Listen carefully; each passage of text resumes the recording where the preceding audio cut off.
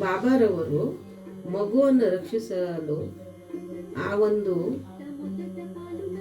ಕಾಪಾಡುವ ಒಂದು ಕರುಣೆಯಿಂದ ಆ ಮಗುವನ್ನು ಕಾಪಾಡಲು ತನ್ನ ಕೈಗಳು ಬೆಂದರೂ ಪರವಾಗಿಲ್ಲ ಆ ಮಗು ಬದುಕಿಕೊಂಡಿದ್ದಲ್ಲ, ಅದೇ ನನಗೆ ಸಂತೋಷ ಎಂದರು.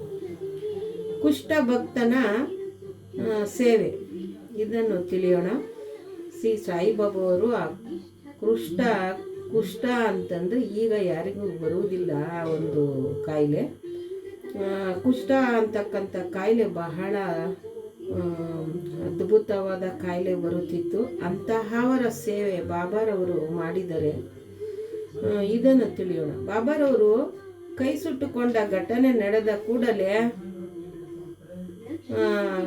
ಮಾಧವರಾವ ದೇಶಪಾಂಡೆ ಮತ್ತು ನಾನಾ ಸಾಹೇಬ್ ಚಂದೋಲಕರ್ ಅವರು ಮುಂಬಯಿಯ ಪ್ರಸಿದ್ಧ ವೈದ್ಯರಾದ ಶ್ರೀ ಪರಮಾನಂದವರಿಂದ ಅವರನ್ನು ಚಿಕಿತ್ಸೆ ಮಾಡಿಕೊಳ್ಳುವಂತೆ ಬೇಡಿದರು. ಆದರೆ ಅವರು ಅದಕ್ಕೆ ಸಮ್ಮತಿಸಲಿಲ್ಲ. ಯಾಕೆಂದರೆ ಕುಷ್ಠ ರೋಗ ಬಂದಿದ್ದವರನ್ನು ಯಾರೂ ಹತ್ತಿರ ಬರೆಸ್ತಿರ್ಲಿಲ್ಲ. ಆಗ ಬಾಬಾರವರು ಅಂಥವರ ಮೇಲೆ ಕರುಣೆ ತೋರಿ ಅವರೇ ಈ ಒಂದು ಸೇವೆ ಮಾಡಲಿ ಅನ್ನೋ ಉದ್ದೇಶದಿಂದ ಬೇರೆ ಒಂದು ವೈದ್ಯರನ್ನು ಕರೆಸಲು ಅಥವಾ ಅವರನ್ನು ಭೇಟಿ ಮಾಡಲು ಅನುಮತಿ ನೀಡಲಿಲ್ಲ. ಕೈ ಸುಟ್ಟಕೊಂಡಾಗಿನಿಂದ ಕುಷ್ಠರೋಗಿಯಾದ ಬಾಗೂಜಿ ಸಿಂಧ್ಯಾ ಅವರೇ ಅವರ ಉಪಚಾರ ಮಾಡುತ್ತಿದ್ದರು. ಅವರು ಪ್ರತಿದಿನವೂ ದಹಿಸಲ್ಪಟ್ಟ ಜಾಗಕ್ಕೆ ತುಪ್ಪವನ್ನು ಸವರಿ ನೀವಿ ಅದರ ಮೇಲೆ ಹಸಿರು ಎಲೆ ಇಟ್ಟು ಬಟ್ಟೆ ಕಟ್ಟುತ್ತಿದ್ದರು. ನಾನಾ ಸಾಹೇಬ ಚಂದೋಲಕರ ಅವರು ಮತ್ತು ಡಾಕ್ಟರ್ ಪರಮಾನಂದ ಅವರು ಎಷ್ಟು ಸಾರಿ ವಿನಂತಿಸಿದರು, ಬಾಬಾ ಚಿಕಿತ್ಸೆ ಸಮ್ಮತಿಸಲೇ ಇಲ್ಲ. ಪ್ರತಿದಿನವೂ ಬಾಗೂಜಿಯವರೇ ಸೇವೆ ಮಾಡುತ್ತಿದ್ದರು. ಸ್ವಲ್ಪ ದಿನಗಳ ನಂತರ ಬಾಬಾರವರ ಸಮಾಧಿಯ ತನಕ ಬಾಗೂಜಿಯವರೇ ತೋಳುಗಳಿಗೆ ತುಪ್ಪ ಸವರಿ ನೀವುತ್ತಿದ್ದರು. ಬಾಬಾ ಅವರು ಸ್ವಯಂ ಸಿದ್ಧರಾಗಿದ್ದರು. ಬಾಗೂಜಿಯವರ ಮೇಲಿನ ಮಮತೆಯಿಂದ ಅವರ ಸೇವೆ ಸ್ವೀಕರಿಸುತ್ತಿದ್ದರು. ಬಾಗೂಜಿಯವರು ಪೂರ್ವ ಜನ್ಮದಲ್ಲಿ ಪಾಪಿಷ್ಠರಾಗಿದ್ದರು. ಆದ್ದರಿಂದ ಅವರಿಗೆ ಕುಷ್ಠರೋಗಿಯಾಗಿದ್ದುದು. ಸಿಂಧೆ ಬಾಹ್ಯದಲ್ಲಿ ಜಿಗುಪ್ಸೆಯಿಂದಲೂ ಅಂತರಂಗದಲ್ಲಿ ಸಂತೋಷಭರಿತರಾಗಿದ್ದರು.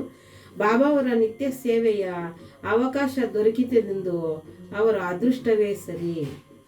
ಹಾಗೆಯೇ ಕುಮಾರ ಕಾರ್ಪಡೆ ಅಂತಕ್ಕಂಥವರಿಗೆ ಪ್ಲೇಗ್ ಅಂತ ಒಂದು ಕಾಯಿಲೆ ಯಾವ ರೀತಿ ವಾಸಿ ಆಯಿತು, ಈ ಬಾಬಾ ಅದನ್ನು ಯಾವ ರೀತಿ ವಾಸಿ ಮಾಡಿದರು ಅಂತಕ್ಕಂಥದ್ದು ಇದನ್ನು ತಿಳಿಯೋಣ. ಇದೊಂದು ಬಾಬಾರವರ ಅತ್ಯಾಶ್ಚರ್ಯಕರವಾದ ಲೀಲೆ. ದಾದಾ ಸಾಹೇಬ್ ಅವರ ಧರ್ಮಪತ್ನಿ ಶ್ರೀಮತಿ ಕಾರ್ಪಡೆಯವರು ಕೆಲವು ದಿನಗಳ ಕಾಲ ತಮ್ಮ ಮಗನೊಂದಿಗೆ ಶಿರ್ಡಿಯಲ್ಲಿ ತಂಗಿದ್ದರು. ಅವನಿಗೆ ಮೊದಲು ಜ್ವರ ಬಂದು ಬ್ಯೂಬೋನಿಕ್ ಪ್ಲೇಗ ಅಂಟಿಕೊಂಡಿತು. ತಾಯಿಯಾದ ಶ್ರೀಮತಿ ಕಾರ್ಪಡೆಯವರು ಬಹಳ ಹೆದರಿಕೊಂಡು ಕಂಗೆಟ್ಟರು. ಅವರು ಅಮರಾವತಿಗೆ ಹಿಂದಿರುಗಲು ಬಾಬಾರವರ ಅಪ್ಪಣೆ ಪಡೆಯಲು ಬಂದು ಈ ವಿಷಯವನ್ನು ತಿಳಿಸಿದರು. ಆಗ ಬಾಬಾರವರು ದಯಪೂರಿತ ದೃಷ್ಟಿಯಿಂದ ಮಧುವಾಗಿ ಗಗನವನ್ನು ಕಾರ್ಮೋಡವು ಆವರಿಸಿಕೊಂಡಿದೆ, ಆದರೆ ಅದು ಹಾಗೇ ಇರಲಾರದು, ಕ್ರಮೇಣ ಕರಗಿ ಗಗನವು ಸ್ವಚ್ಛವಾಗುತ್ತದೆ ಎಂದು ಹೇಳುತ್ತಾ ತಮ್ಮ ಕಪ್ಪಿನಿ ಅಂದರೆ ನಿಲುವಂಗಿಯನ್ನು ಮೇಲಕ್ಕೆತ್ತಿ ತಮಗೆ ಆಗಿದ್ದ 3 ಗಂಟುಗಳನ್ನು ತೋರಿಸಿ, ನೋಡು, ನಾನು ಭಕ್ತರಿಗೋಸ್ಕರ ಕಷ್ಟವನ್ನು ಅನುಭವಿಸಬೇಕಾಗಿದೆ, ಅವರ ಕಷ್ಟಗಳೆಲ್ಲವೂ ನನ್ನವು ಎಂದರು. ಒಂದು ಏಕೈಕವಾದ ಮತ್ತು ಅತ್ಯಾಶ್ಚರ್ಯಕರವಾದ ಲೀಲೆಯನ್ನು ನೋಡಿ. ಅಲ್ಲಿ ನೆರೆದಿದ್ದ ಜನಸ್ತೋಮವು ಸಂತರು ಹೇಗೆ ತಮ್ಮ ಭಕ್ತರಿಗೋಸ್ಕರ ಕಷ್ಟವನ್ನು ಅನುಭವಿಸುತ್ತಾರೆ ಎಂಬುದು ಮನಗಂಡಿತು. ಸಂತರ ಮನಸ್ಸು ಮೇಣದ ಹಾಗೆ ಮೃದುವಾಗಿರುತ್ತದೆ, ಮೇಲಾಗಿ ಸದು ಬೆಣ್ಣೆಯ ಹಾಗೆ ಒಳಗು ಹೊರಗು ಮೃದುವಾಗಿರುತ್ತದೆ. ಅವರು ತಮ್ಮ ಭಕ್ತರನ್ನು ಯಾವುದೇ ಪ್ರತಿಫಲದ ಅಪೇಕ್ಷೆ ಇಲ್ಲದೆ ಪ್ರೀತಿಸುತ್ತಾರೆ ಮತ್ತು ಅವರನ್ನು ತಮ್ಮ ಸ್ವಂತ ಶಿಶುಗಳಂತೆ ಕಾಪಾಡುತ್ತಾರೆ. ಹಾಗೆಯೇ ಪಂಡರೀಪುರದ ಯಾತ್ರೆ ಯಾವ ರೀತಿ ಆಯಿತು ಎಂಬುದನ್ನು ತಿಳಿಯೋಣ. ಇನ್ನು ಶ್ರೀ ಸಾಯಿಬಾಬಾರವರು ತಮ್ಮ ಭಕ್ತರನ್ನು ಹೇಗೆ ಪ್ರೀತಿಸುತ್ತಿದ್ದರು, ಅವರ ಆಶಾ ಆಕಾಂಕ್ಷೆಗಳನ್ನು ಹೇಗೆ ಈಡೇರಿಸುತ್ತಿದ್ದರು ಎಂಬುದನ್ನು ಈ ಘಟನೆಯಲ್ಲಿ ಮನಗಾಣುವಿರಿ. ಕಾನಾಸ ದೇಶದಲ್ಲಿಯ ನಾಂದೂರಾಬಾರದ ಮಾಮಲೆದಾರರಾದ ಶ್ರೀ ನಾನಾ ಸಾಹೇಬ ಚಂದೋಲಕರ ಬಾಬಾರವರ ಪರಮ ಭಕ್ತರು. ಅವರಿಗೆ ಪಂಡರಪುರಕ್ಕೆ ವರ್ಗವಾದ ಹುಕುಂ ಬಂದಿತು. ನಿಜವಾಗಿಯೂ ಭಕ್ತನ ಅಪರಿಮಿತವಾದ ಭಕ್ತಿಗೆ ಬಾಬಾ ಮೆಚ್ಚಿದರವರಷ್ಟೇ. ಏಕೆಂದರೆ ಭೂವೈಕುಂಠವಾದ ಪಂಢರಾಪುರದಲ್ಲಿ ನೆಲೆಸಲು ಸಿಕ್ಕಿದ ಅವಕಾಶಕ್ಕಿಂತ ಮಿಗಿಲಾದುದೇನಿದೆ? ಅವರು ತಕ್ಷಣವೇ ಕೆಲಸ ಪರಭಾರೆ ವಹಿಸಿಕೊಂಡಬೇಕಾಗಿದ್ದರಿಂದ ಕೂಡಲೇ ಪ್ರಯಾಣ ಬೆಳೆಸಿದರು. ಶಿರ್ಡಿಗೆ ಸಮಾಚಾರ ತಿಳಿಸಲಿಲ್ಲ. ಅವರು ಯಾರಿಗೂ ತಿಳಿಯದಂತೆ ತಕ್ಷಣವೇ ಶಿರ್ಡಿಗೆ ಸಮಾಚಾರ ತಿಳಿಸಲಿಲ್ಲ. ಅವರು ಯಾರಿಗೂ ತಿಳಿಯದಂತೆ ತಕ್ಷಣವೇ ಶಿರ್ಡಿಗೆ ಹೋಗಿ ಬಾಬಾರವರ ದರ್ಶನ ಮಾಡಿಕೊಂಡು ನಂತರ ಪಂಢರಪುರಕ್ಕೆ ಹೋಗಬೇಕೆಂದಿದ್ದರು. ಅವರು ಶಿರ್ಡಿಗೆ ಹೊರಟಿದ್ದು ಯಾರೂ ತಿಳಿದಿರಲಿಲ್ಲ.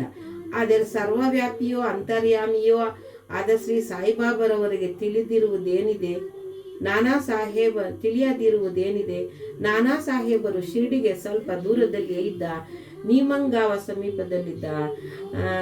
ಸಮೀಪಿಸುತ್ತಿದ್ದ ಕ್ಷಣದಲ್ಲಿಯೇ ಬಾಬಾರವರು ತಮ್ಮ ಜ್ಞಾನ ದೃಷ್ಟಿಯಿಂದ ಅದನ್ನು ಅರಿತು ಮಸೀದಿಯಲ್ಲಿ ಮಾಲ್ಸಾಪತಿಯವರ ಮತ್ತು ಇತರರೊಡನೆ ಸಂಭಾಷಿಸುತ್ತಿರುವಾಗ ತಕ್ಷಣವೇ ಪಂಢರಪುರದ ಬಾಗಿಲು ತೆರೆದಿದೆ. ಆಗ ನಾವೆಲ್ಲರೂ ಭಜನೆ ಮಾಡೋಣ ಎಂದರು. ಅನಂತರ ನಾನು ನನ್ನ ದೇವರ ವಾಸಸ್ಥಾನವಾದ ಪಂಢರಪುರಕ್ಕೆ ಹೋಗಿ ನೆಲೆಸುವೆ ಎಂದು ಭಜನೆಯನ್ನು ಆರಂಭಿಸಿದರು. ಭಕ್ತರೆಲ್ಲರೂ ಜೊತೆಗೂಡಿ ಭಜನೆ ಮಾಡಲು ಆರಂಭಿಸಿದರು. ನಾನಾ ಸಾಹೇಬರು ಕುಟುಂಬ ಸಮೇತ ಬಂದು ಬಾಬಾರವರಿಗೆ ನಮಸ್ಕರಿಸಿ ಪಂಢರಪುರಕ್ಕೆ ತಾವು ನನ್ನೊಡನೆ ಬರಬೇಕು ಎಂದು ಪ್ರಾರ್ಥಿಸಿದರು.